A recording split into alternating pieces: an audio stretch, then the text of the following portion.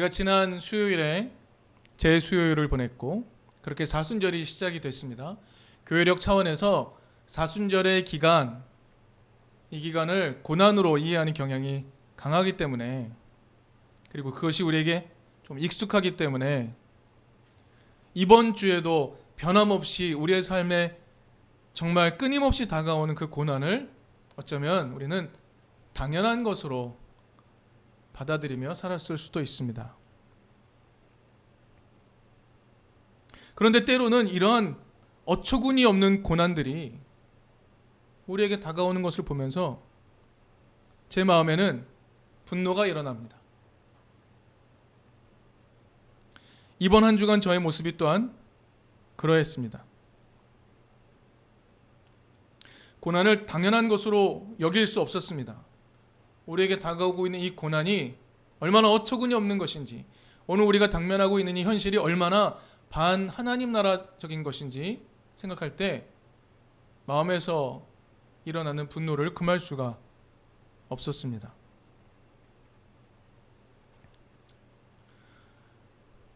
이번 주말을 정말 뜨겁게 달군 뉴스가 하나 있었죠.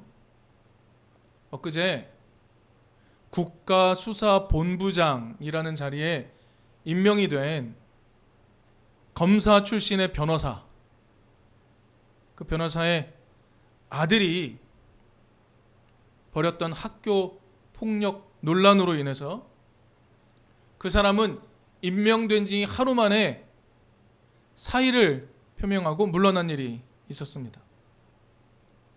저도 이번에 이 사건을 들으면서 알게 됐는데요.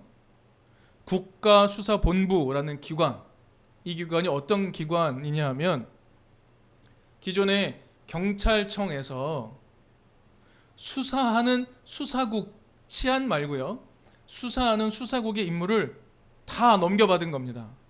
그래서 대한민국 경찰의 수사를 총괄하는 컨트롤 타워 역할을 하는 자리라는 겁니다.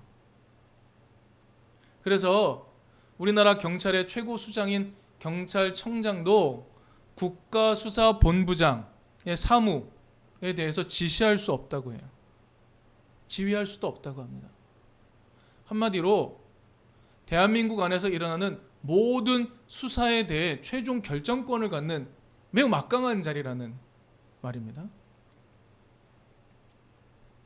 근데 이 사람이 대통령의 임명으로 임명이 되었죠. 근데 그 사람의 아들이 지난 2017년 즈음에 강원도에 있는 민족사관고등학교 아시죠? 그 학교에 재학을 했다고 합니다. 재학 당시에 심각한 학교 폭력을 행사했다는 거예요. 그 학교는 전국 각지에서 뛰어난 인재들이 모인다라고 소문이 났죠. 제주도에서 온 학생이 있었다고 합니다. 근데 이 학생에 대해 심각한 언어 폭력, 심리적인 폭력을 가했던 거죠. 그리고 최종적으로 그것이 인정이 되었습니다. 그래서 강제 전학 조치, 징계를 받았습니다. 하지만 이에 불복했고 그의 아버지는 변호사를 통하여 소송을 제기했고 학교의 징계를 취소하는 소송을 계속해서 제기했다고 합니다. 그리고 그러는 동안에 학교를 계속 같이 다녔다고 해요. 그 1년이 훨씬 넘는 시간 동안 가해자와 피해자가 함께 학교를 계속 다닌 것이죠.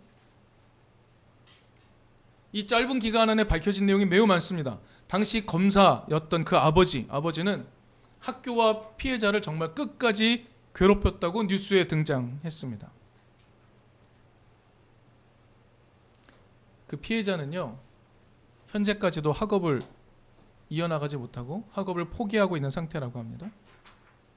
하지만 그 검사의 아들은 가해자임에도 불구하고 별 탈 없이 서울대학교에 진학하여 학교를 다니고 있다고 합니다.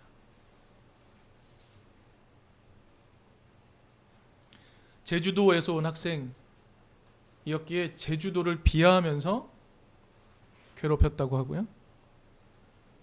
그 학생이 특정 신문을 읽는다고 해서 좌파 빨갱이라고 모욕하면서 욕했다고 합니다. 지역에 대한 비하와 계급에 대한 비하와 사상에 대한 비하를 끊임없이 가했던 거죠. 그 피해자는 폭언과 모멸감을 느낀 것과 동시에 그 가해자의 부모, 즉 검사인 그 아버지, 그가 가해자인 자기 자식을 두둔하면서 자기 아들은 아무런 잘못이 없다고 말하는 그 모습에 더 힘들어했다고 합니다.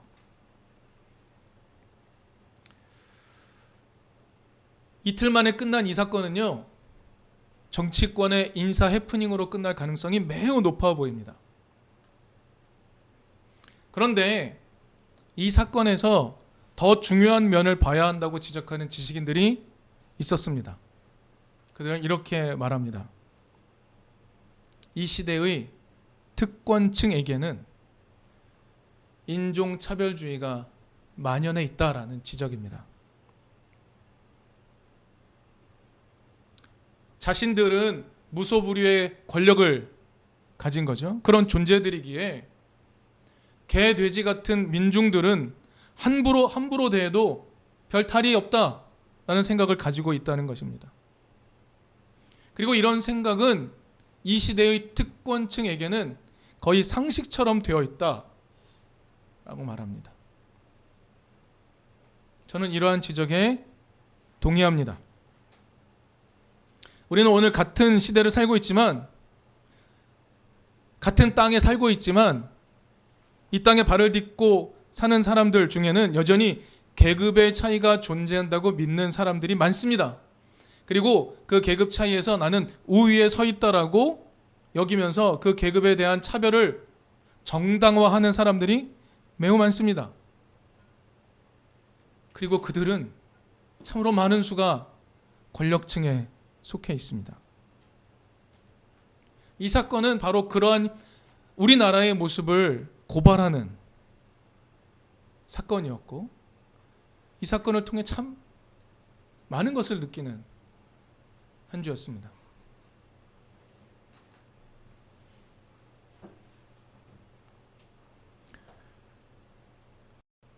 오늘 우리는 성경을 통해서 하나님을 조금 더 알아가려고 합니다.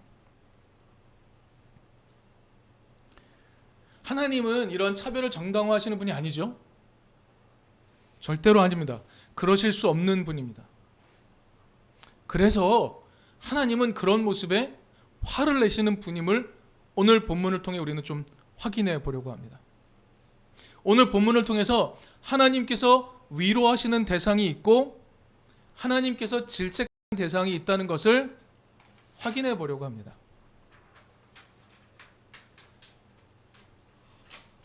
오늘 우리가 읽은 이사야 40장은요, 제2 이사야가 시작되는 장입니다. 이사야 40장부터 55장까지를 제2 이사야, 그 앞부분에 있는 이사야서와 전혀 다른 내용이 기록되고 있거든요. 그래서 그것을 제2 이사야라고 부릅니다. 제2 이사야서의 특징이 있습니다.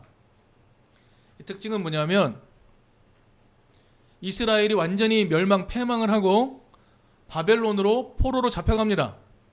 그리고 이제 거의 70년의 시간이 지났습니다. 그런 상황 속에서 제2 이사야는 기록이 됩니다. 이제 포로의 시간이 끝났다. 끝나고 회복의 시간이 되었다. 너희들 돌아갈 수 있다. 라는 위로의 말씀으로 이사야 40장은 시작이 됩니다. 이사야 40장 1절 이렇게 되어 있죠. 너희는 위로하여라. 나의 백성을 위로하여라. 너희 하나님께서 말씀하신다. 예루살렘 주민을 격려하고 그들에게 일러주어라. 이제 복역 기간이 끝나고 죄에 대한 형벌도 다 받고 지은 죄에 비하여 갑절의 벌을 주님에게서 받았다 하고 외쳐라. 라는 위로의 말씀으로 시작이 됩니다. 이제 다시 가나안 땅으로 돌아가게 된다라는 말씀이 전해지고 있는 겁니다. 여기서 우리 생각을 해봅시다. 70년 정도가 지났습니다. 그러면 가나안 땅을 떠나서 바벨론 땅에 정착했던 1세대는 다 죽었겠죠. 그리고 지금 이 말씀을 받는 사람들은 바벨론 땅에서 가나안 땅에 대해 전혀 알지 못하는 다음 세대들입니다.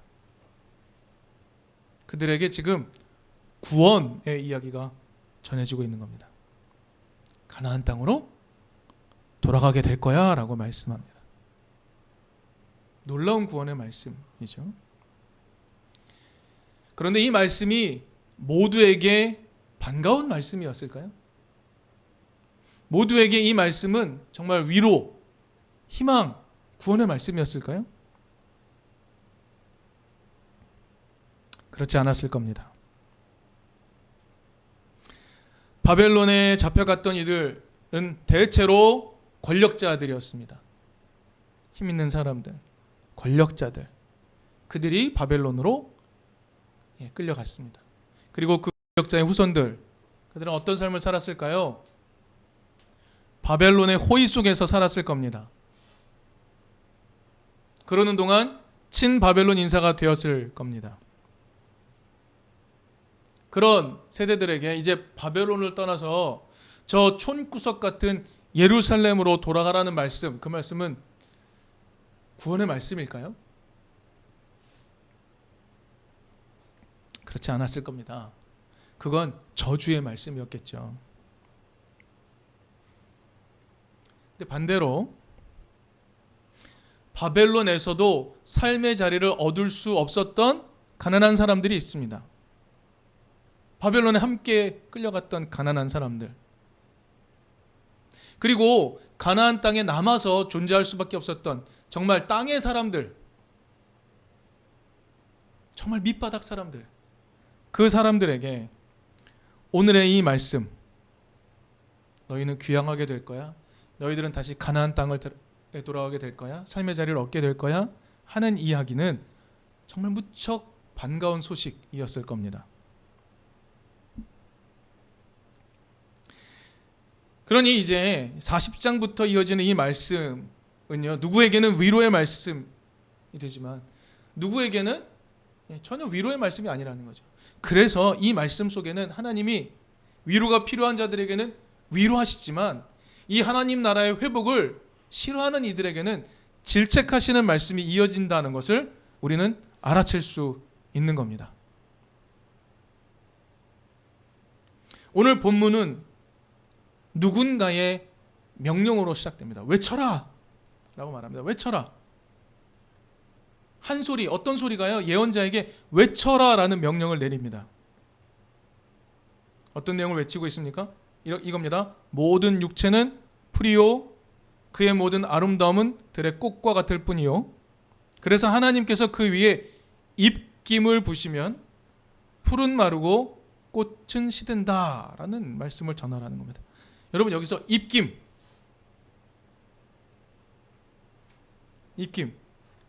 무슨 단어일까요? 퀴즈입니다. 우리가 잘 아는, 많이 들었던 단어입니다. 히브리어를 전공하지 않았어도 교회를 좀 다닌 사람은 들었던 단어. 자, 보기 객관식으로 들어갑니다. 1번, 좀 헷갈려야 되는데, 다바르 뭔지 모르시죠? 2번, 네페시 또 모르시겠죠? 3번, 루아흐.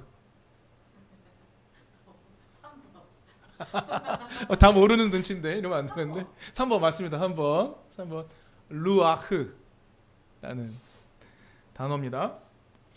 이게 어디에 쓰였냐면요, 하나님이 창조하시고 사람을 만드시고 그 코에 생기를 불어넣으셨다 할 때 생기, 그 숨, 그것이 루아흐입니다. 사람의 코에 불어넣어서 생명을 만들어낸 그 숨이 루아흐예요. 그런데 그 루아흐라는 단어, 야훼 입김이 오늘 본문에서는 어떻게 쓰이고 있습니까? 이 야훼 입김이 꽃과 풀을 마르게 하고 시들게 합니다.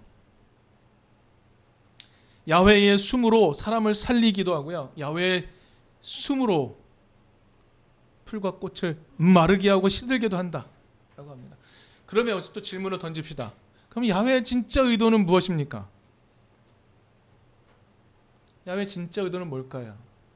여러분, 우리가 좀 전에 살폈지만 이 구원의 말씀을 기쁘게 듣는 사람들도 있습니다. 그렇죠? 이 야훼의 말씀을 기쁘게 듣는 사람들에게도 두려움은 존재하지 않을까요? 이제 하나님이 예전에 주셨던 그 약속의 땅으로 다시 돌아간다는 말씀을 들었지만 그럼에도 불구하고 그들에게도 두려움이 있지 않을까요? 지금 바벨론 땅에서 가난함 가운데 근근히 살아가고 있습니다. 하지만 이제 어느 정도 루틴이 생겨서 자기가 그 삶의 자리에서 살아갈 수 있었겠죠. 그런데 이제 우리 조상이 살았던 그 약속의 땅으로 돌아간다는 이야기를 들었지만 그 땅에 가서는 내가 다시 어떻게 삶의 자리를 구축해야 되지? 라는 두려움이 생기지 않을까요?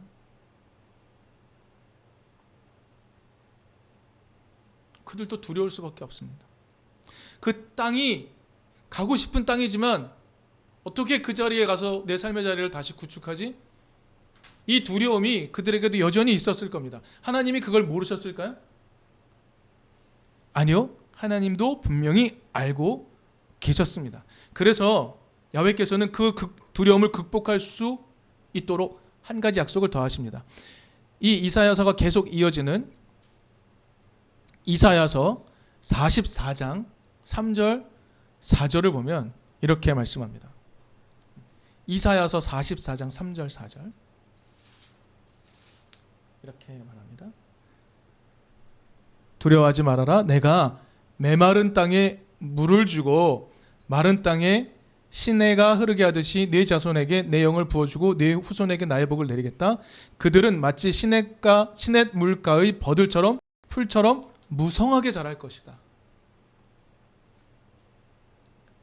이 약속을 하는 겁니다. 여러분, 오늘 본문에서는요, 풀과 꽃을 마르게 하고 시들게 하겠다고 했는데 이 말씀과 정반대의 말씀이죠.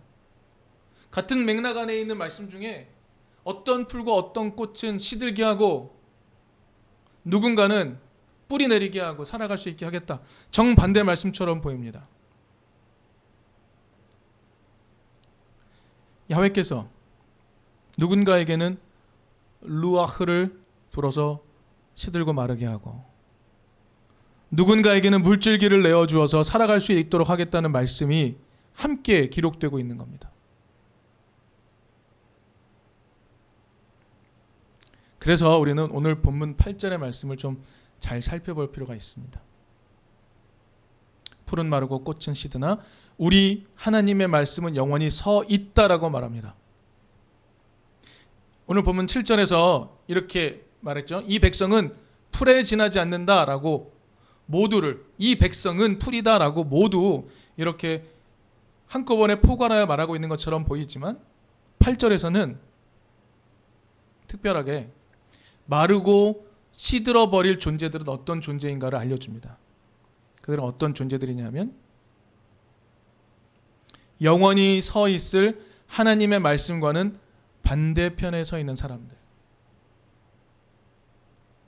영원히 서 있을 하나님의 말씀의 반대편에 서 있는 사람들이 분명합니다. 그들은 야훼의 입김에 의해 마르고 시들게 될 것이다 라고 오늘 본문은 이야기해 주고 있는 겁니다. 그럼 또 우리 안에 있는 성경에 관련된 지식들을 끌어올려 봅시다. 영원히 서 있을 하나님의 말씀이 담고 있는 내용은 뭘까요? 하나님의 입에서 나오는 말씀은 어떤 것일까요? 그것을 이사야 55장에서 한번 찾아볼 수 있겠습니다. 아까 제가 40장부터 55장까지가 제2 이사야라고 말씀을 드렸죠. 그러니 제2 이사야를 정말 마지막으로 갈무리하고 있는 내용이 이사야 55장이 됩니다. 55장 9절에서 11절에 이런 내용이 있습니다.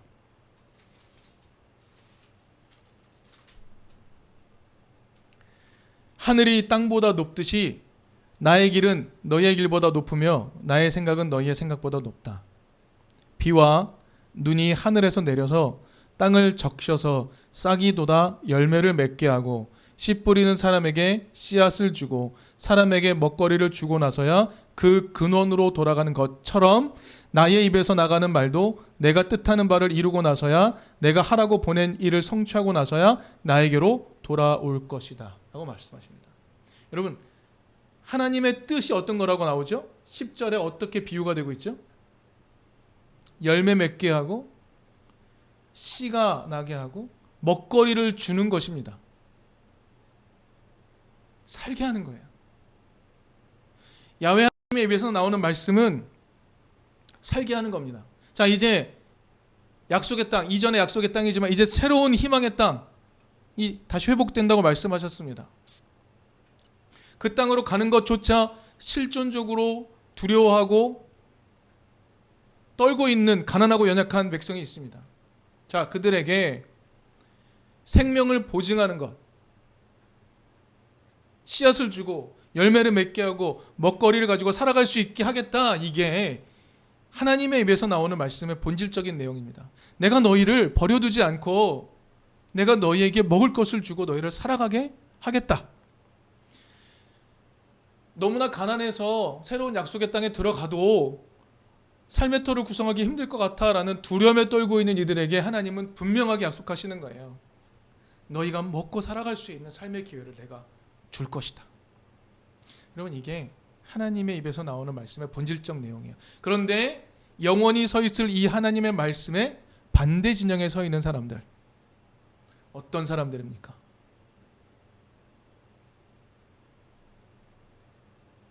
하나님의 구원의 말씀이 싫은 사람들, 자신이 누리고 있는 특권, 그것들이 자신들만 누릴 수 있기를 바라는 사람들, 내가 가지고 있는 특권으로 하나님 놀이를 하는 자들, 그것으로 가난하고 연약한 자들을 개돼지 취급하며 그들을 차별하는 것을 자신의 놀이로 삼고 있는 자들, 그 차별이 정당하다고 말하는 자들. 여러분, 그런 자들은요, 새로운 땅에서 시들어버리고 말라버릴 자들입니다.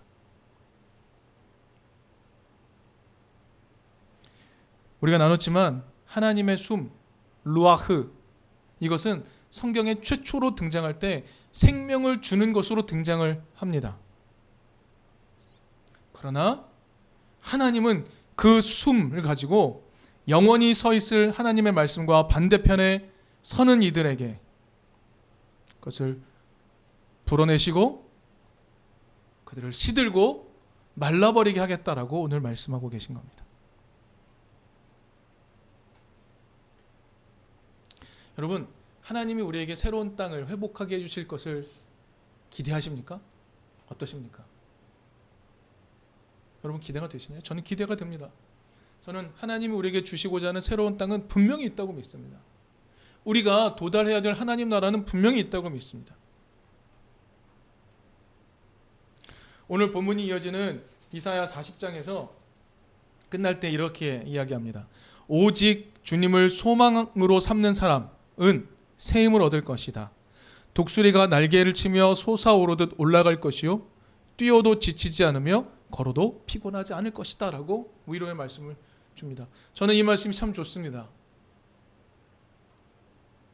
하나님을 소망으로 삼는 사람들은요, 독수리가, 그 큰 독수리가 날개를 치며 올라가는 그 놀라운 힘으로 세상을 딛고 올라서고 날아설 거라고 저는 믿습니다. 그러나 그러한 새로운 땅이 우리에게 온다 할지라도 그 땅에도 하나님이 생명을 주고자 하는 민중들을 조롱하는 이들, 차별하는 이들, 해치려는 이들은 같이 있을 겁니다. 오늘날 우리의 눈에도 보이는 이들입니다.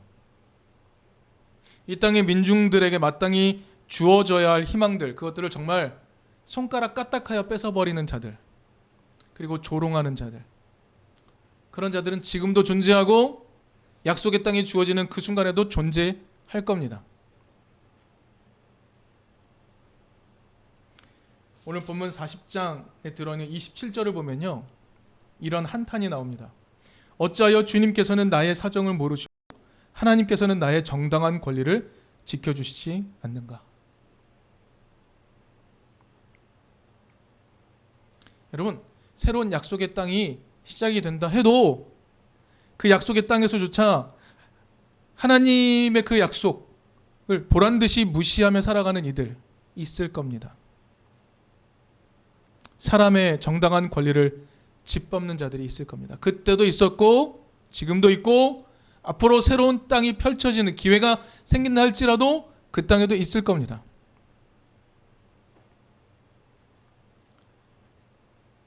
그런데 오늘 본문은요, 바로 그런 이들에게 너희들은 하나님의 입김에 의해 말라버리고 시들어 버릴 것이야 라고 강력하게 외쳐라 라고 명령하고 있습니다. 이 시간에 외치겠습니다. 새로운 땅에 대한 희망을 짓밟는 이들, 새로운 하나님 나라를 손쉽게 조롱하는 이들, 그들은 말라버리고 시들어버릴 겁니다. 그렇게 될 줄을 믿습니다. 야훼의 입김이 그들에게 불어 그들은 시들어버리고 말라버리게 될 것입니다.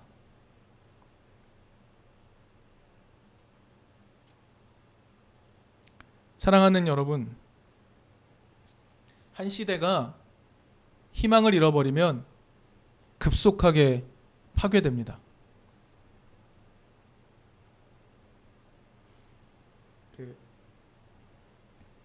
로고 세라피라고 들어보셨습니까?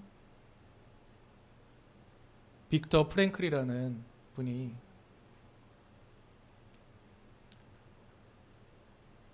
유대인 포로 수용소에서 그 2차 세계대전 기간 중에 살아가다가 사람들을 관찰하기 시작을 했죠. 누가 끝까지 살아 있는가? 그의 연구의 결과는 이랬습니다. 희망이 있는 사람들, 자신의 삶의 남은 일에 희망이 있고 의미를 찾아가는 사람들, 그 사람들이 현실의 고난을 이겨내는 놀라운 힘을 발휘하더라 라고 이야기합니다. 그리고 그것은 지금도 매우 중요한 치료법으로 받아들여지고 있습니다. 로고 테라피. 사랑하는 여러분, 희망을 잃어버린 세대는 급속하게 파괴됩니다. 희망을 잃어버리면 파괴됩니다. 하나님이 주시고자 하는 그 새 땅을 비난하고 헐뜯고 그 새 땅에 살아가게 될 사람들을 조롱하고 그것을 무의미하다고 만드는 언어들은 모두 사탄의 언어들입니다. 그것은 하나님의 언어가 아닙니다. 그리고 새로운 땅에서 벌어질 희망들을 무용한 것으로 말하는 자들, 그런 자들은 반드시 말라버리고 시들어버리고 사라져버릴 겁니다.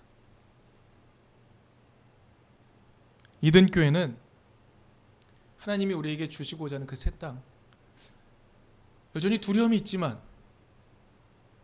그 새 땅에서 잘 살아갈 수 있을까에 대한 두려움이 여전히 우리에게 있지만 그럼에도 불구하고 하나님이 주신 싹을 가지고 그것을 틔우고 먹을 것을 내는 일을 하면 좋겠습니다. 그리고 하나님이 그것을 우리 도와주시겠다고 말씀하십니다. 그 땅이 올 것이다 라는 희망을 가지고 독수리처럼 살아갈 수 있는 우리들이 되었으면 좋겠습니다.